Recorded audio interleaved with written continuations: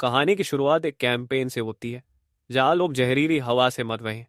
इस मुश्किल समय में इथरा नाम की एक कंपनी एल रेमी नाम की एक दवा बनाती है। यह दवा खाने से शरीर पर खतरनाक केमिकल्स का असर नहीं होता और लोग आसानी से सांस ले सकते हैं। कहानी की मुख्य किरदार एला मैकअप है, जो एक मॉडल है और इस फिल्म की मुख्य अभिनेत्री भी है। इस दवा की मात्रा बहुत कम है और सिर्फ अमीर लोग ही इसे खरीद सकते हैं। अगर यह दवा जल्दी आम लोगों तक नहीं पहुंची तो लाखों लोग मर जाएंगे और कुछ सालों में सिर्फ अमीर लोग ही बचेंगे। फिल्म की शूटिंग खत्म होने के बाद एला मेकअप रूम में जाती है, जहां कुछ मॉडल उसकी माँ के बारे में बात कर रहे होते हैं।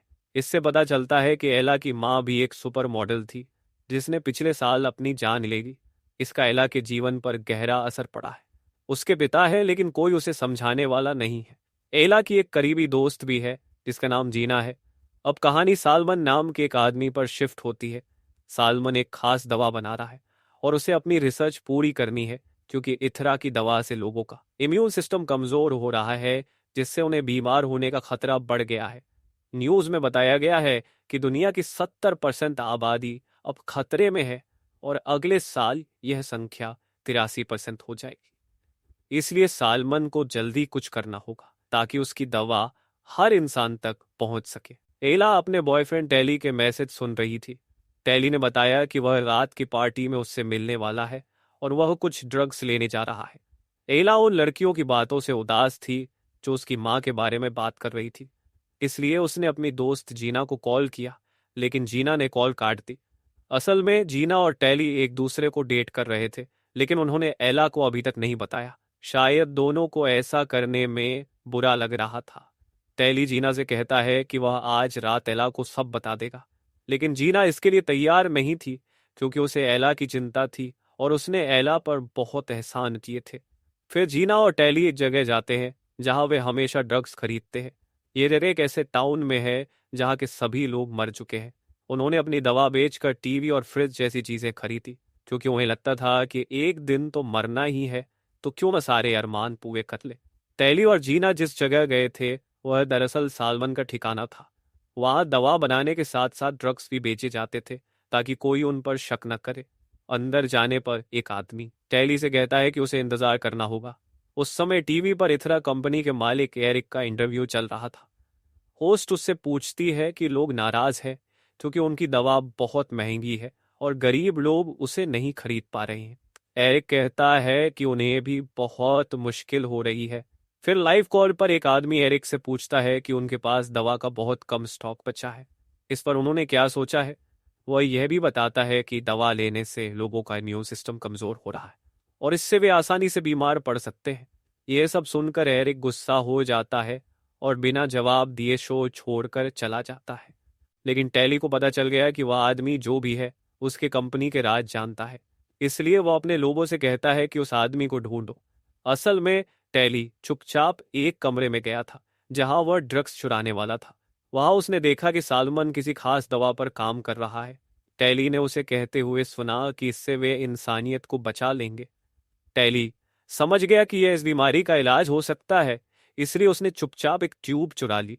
इसके बाद जीना और टेली वहां से निकल गए। वहीं हम एक आदमी को भी देखते हैं जो उन पर नजर रखा। यह आदमी एरिक का खबरी है, जो एरिक को सालमन की हर गतिविधि की जानकारी दे रहा था। दरअसल सालमन पहले एरिक की कंपनी में काम करता था, लेकिन ऐसी कंपनियां सिर्फ अपना फायदा देखती है और आम लोगों की परवाह नहीं करती। शायद इसी वजह से सालमन ने नौकरी छोड़ दी। अब हम एरिक को देखते हैं, जो बहुत परेशान लग रहा है, क्योंकि जल्द ही उनका लिमिटेड स्टॉक खत्म होने वाला था। जिस जड़ी बूटी की मदद से उसकी कंपनी दवा बना रही थी, वह भी मर रही थी। उनकी नई टेस्टिंग भी फेल हो चुकी थी, इसलिए उन्हें जल्दी कोई नया फार्मूला ढूंढना होगा।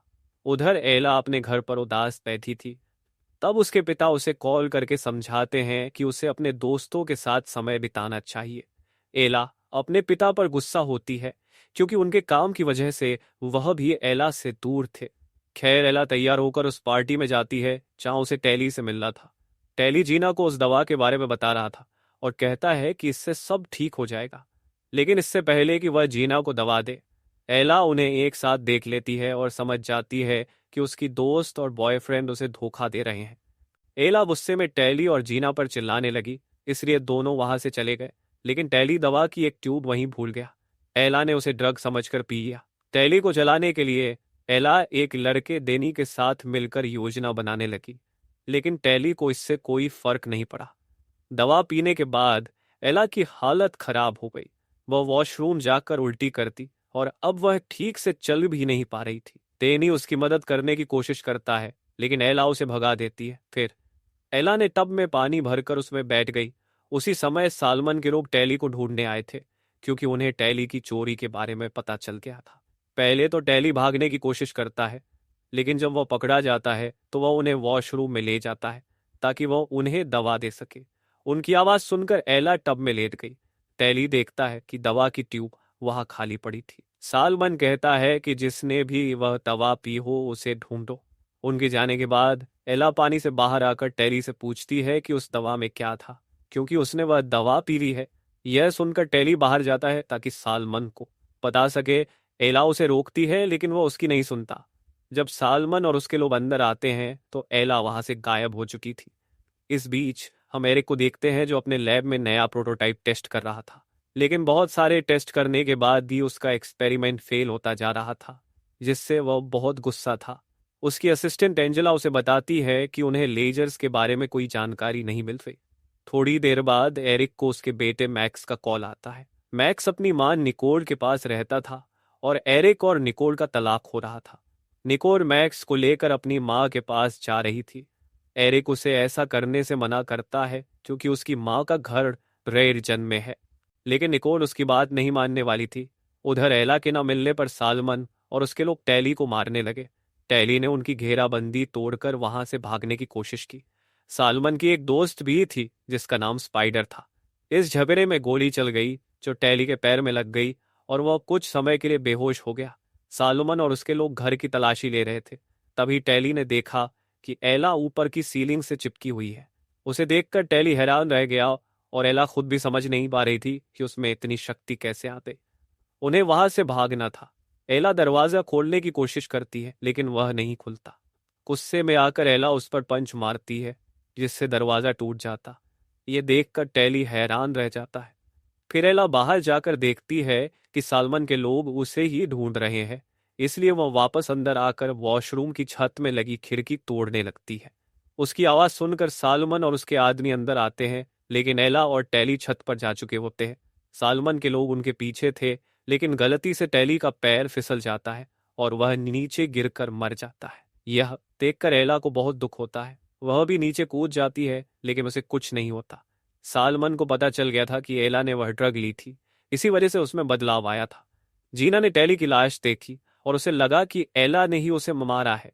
एला उसे समझाने की कोशिश करती है कि उसने ऐसा नहीं किया और जल्दी से एम्बुलेंस को कॉल करने के लिए कहती है। इस बात से घबराकर एला वहां से भागने लगती है और डेनी नाम का लड़का उसकी गाड़ी के सामने आ जाता है। एला वहीं गिर जाती है और बेहोश हो जाती है। डेनी उसे अपने घर ले आता है, जहां बाद में वह उससे फायदा लेना चाहता था, लेकिन एला उठ गई और उसने डेनी को रुकने के लिए कहा, लेकिन वह नहीं माना।